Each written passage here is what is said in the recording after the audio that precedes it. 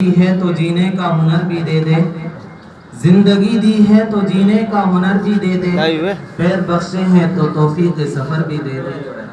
मैं तो गूंगा था कि तूने ही ज़बा दी मुझको, मैं तो गूंगा था कि तूने ही ज़बा दी मुझको, अब मैं बोलूं तो मेरी बातों में असर भी दे दे। आज के समारोह के मुख्य अतिथि, मंच पर विराजमान अतिथिगण, युवा साथियों, आज की तारीख देश के लिए एक यादगार तारीख है।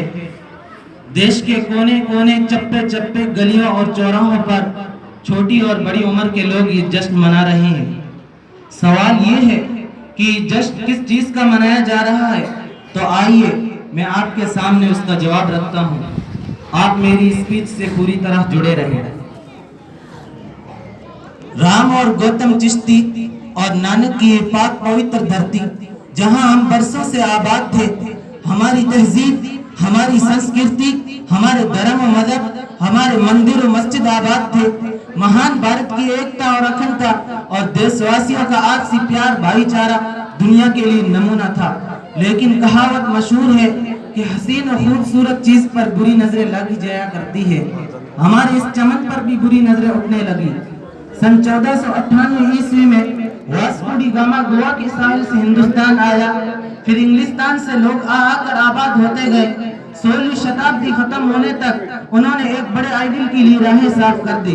सन 1601 ईस्वी में मालिका एलिजाबेथ के हुक्म से 100 ताजिरों ने 30,000 पाउंड की लागत से ईस्ट इंडिया कंपनी की स्थापना की और लगभग 100 साल तक पूरा ध्यान बिजनेस पर रखा। फिर धीरे धीरे सरकारी सिस्टम में एंटरफेयर शुरू कर दिया। सन 1757 ईस्वी में शुजा-उद-दौला के खिलाफ मैदान में उतरे और उसको शिकस्त देकर पूरे बंगाल पर कब्जा जमा लिया। सन 1947 तक बहुत सी लड़ाइयाँ हुई, जिसमें सैकड़ों नहीं लाखों हिंदू मुस्लिम शहीद हुए। दास्तान बहुत दर्द भरी है। जवान दुल्हनों के सुहाग उजड़ गए, उनकी मांग का सिंदूर किसी के इंतजार में फीका पड़ गया। बूढ़े माँ बाप जवान बेटों के इंतजार में हैं। मासूम बच्चे इंतजार कर रहे हैं कि बाबा खिलौने लेकर आएंगे। सियानी बच्चों का इंतजार है कि बाबा गहना और जेवर चूड़ियां लेकर आएंगे।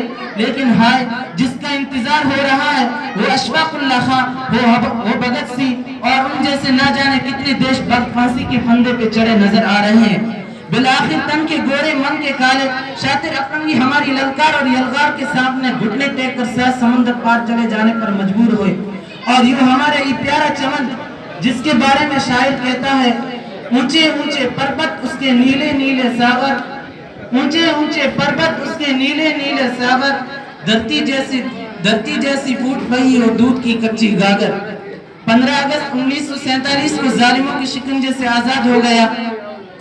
तो आज 200-250 साल की गुलामी से आजादी मिलने की खुशी में मुल्क भर में जश्न के प्रोग्राम मनाए जा रहे हैं। शहीदों को खिराज मोहब्बत पेश किया जा रहा है, श्रद्धांजलि अर्पित की जा रही है। ये तो मैंने मुल्क बचाने की दास्तान आपको सुनाई है। अब बात करते हैं देश को आगे बढ़ाने की। मित्रों, सज्जनों और बुजुर्गों, देश आगे बढ़ेगा अपनी संस्कृति और मानसिकता से।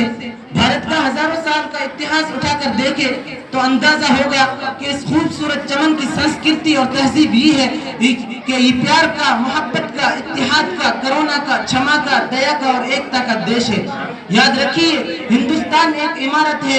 हिंदू, मुस्लिम, सिख, ईसाई इसके 4 स्तंभ है। अगर एक स्तंभ भी कमजोर हो जाए तो इमारत कमजोर हो जाती है।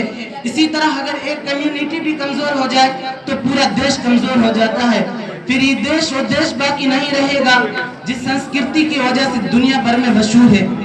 तो आगे बढ़िए, विरोध कीजिए गैंग रेप का, कंडेम कीजिए मॉब लिंचिंग को, आवाज उठाइए आग और शोले और खाक को खून के खेले जाने वाले हर खेल के खिलाफ, और बचिए गली कूचों से लेकर देश के सबसे बड़े नए मंदिर पार्लियामेंट तक ऐसी बातें कहने से जो किसी देशवासी की भावना को जख्मी करे।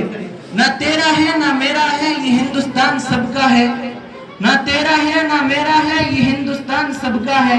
नहीं समझी गई ये बात तो नुकसान सबका है। जो नदियां मिल गई इसमें वो दिखलाई नहीं देती, जो नदियां मिल गई इसमें वो दिखलाई नहीं देती। महासागर बनाने में मगर एहसान सबका है।